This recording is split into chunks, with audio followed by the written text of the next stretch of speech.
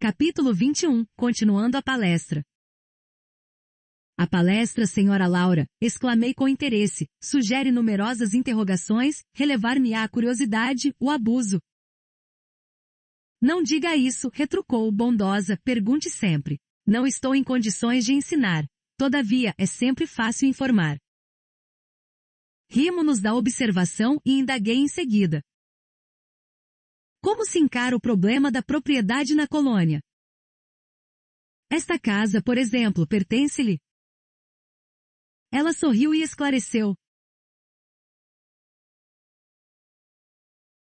Tal como se dá na terra, a propriedade aqui é relativa. Nossas aquisições são feitas à base de horas de trabalho. O bônus hora, no fundo, é o nosso dinheiro. Quaisquer utilidades são adquiridas com esses cupons, obtidos por nós mesmos, à custa de esforço e dedicação. As construções em geral representam patrimônio comum, sob controle da governadoria. Cada família espiritual, porém, pode conquistar um lar, nunca mais que um, apresentando 30.000 bônus hora, o que se pode conseguir com algum tempo de serviço. Nossa morada foi conquistada pelo trabalho perseverante de meu esposo, que veio para a esfera espiritual muito antes de mim. 18 anos estivemos separados pelos laços físicos, mas sempre unidos pelos elos espirituais. Ricardo, porém, não descansou. Recolhido ao nosso lar, depois de certo período de extremas perturbações, compreendeu imediatamente a necessidade do esforço ativo, preparando-nos um ninho para o futuro. Quando cheguei, estreamos a habitação que ele organizara com esmero, acentuando-se nossa aventura. Desde então, meu esposo ministrou-me conhecimentos novos. Minhas lutas na viuvez haviam sido intensas. Muito moça ainda, com os filhos tenros, tive de enfrentar serviços rudes. À custa de testemunhos difíceis, proporcionei aos rebentos de nossa união os valores educativos, de que eu podia dispor, habituando-os, porém, muito cedo, aos trabalhos árduos.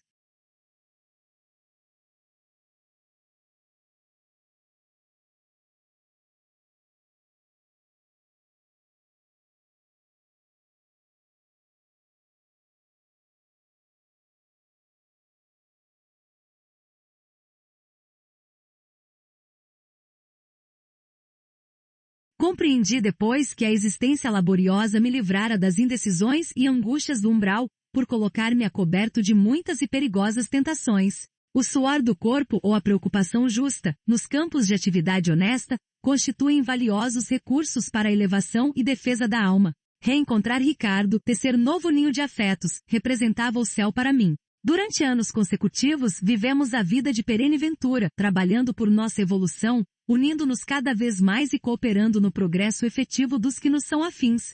Com o correr do tempo, Lísias, Yolanda e Judite reuniram-se a nós, aumentando nossa felicidade. Após ligeiro intervalo em que parecia meditar, minha interlocutora prosseguiu em tom grave.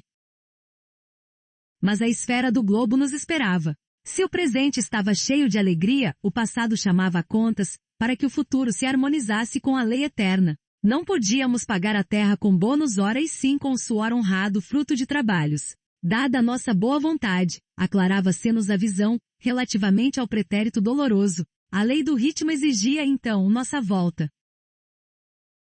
Aquelas afirmativas causavam-me viva impressão. Era a primeira vez que se feria tão fundo aos meus ouvidos na colônia, o assunto referente a encarnações pregressas. Senhora Laura, exclamei, interrompendo-a, permita, por obséquio, à parte. Perdoe a curiosidade, no entanto, até agora, ainda não pude conhecer mais detidamente o que se relaciona com o meu passado espiritual. Não estou isento dos laços físicos? Não atravessei o rio da morte? A senhora recordou o passado, logo após sua vinda, ou esperou o concurso do tempo?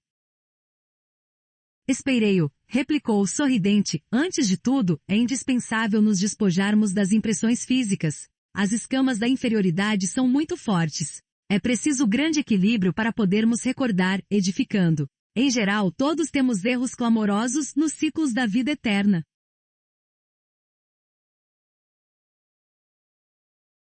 Quem lembra o crime cometido costuma considerar-se o mais desventurado do universo, e quem recorda o crime de que foi vítima, considera-se em conta de infeliz, do mesmo modo.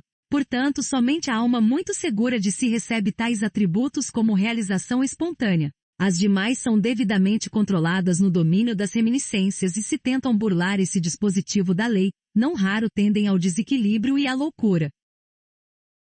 Mas a senhora recordou o passado de maneira natural? Perguntei. Explico-me, respondeu bondosamente, quando se me aclarou a visão interior, as lembranças vagas me causavam perturbações de vulto. Coincidiu que meu marido partilhava o mesmo estado d'alma. Resolvemos ambos consultar o assistente longobardo. Esse amigo, depois de minucioso exame das nossas impressões, nos encaminhou aos magnetizadores do Ministério do Esclarecimento. Recebidos com carinho, tivemos acesso em primeiro lugar à seção do arquivo, onde todos nós temos anotações particulares. Aconselharam-nos os técnicos daquele ministério a ler nossas próprias memórias durante 2 anos, sem prejuízo de nossa tarefa do auxílio, abrangendo o período de 3 séculos. O chefe do serviço de recordações não nos permitiu a leitura de fases anteriores, declarando-nos incapazes de suportar as lembranças correspondentes a outras épocas. E bastou a leitura para que se sentisse na posse das reminiscências? Atalhei, curioso. Não. A leitura apenas informa. Depois de longo período de meditação para esclarecimento próprio, e como surpresas indescritíveis, fomos submetidos a determinadas operações psíquicas, a fim de penetrar os domínios emocionais das recordações. Os espíritos técnicos no assunto nos aplicaram passes no cérebro, despertando certas energias adormecidas. Ricardo e eu ficamos, então, senhores de 300 anos de memória integral.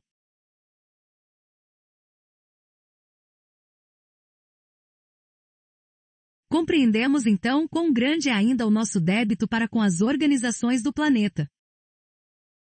E onde está nosso irmão Ricardo? Como estimaria conhecê-lo? Exclamei sob forte impressão. A genitora de Lísias meneou significativamente a cabeça e murmurou.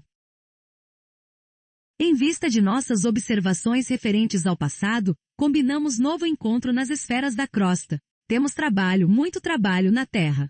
Desse modo, Ricardo partiu há 3 anos. Quanto a mim, seguirei dentro de breves dias. Aguardo apenas a chegada de Teresa, para deixá-la junto aos nossos.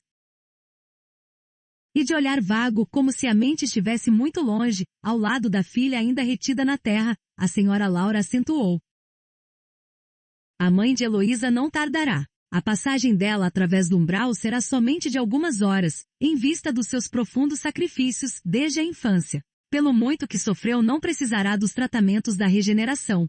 Poderei, portanto, transmitir-lhe minhas obrigações no auxílio e partir sossegada. O Senhor não nos esquecerá.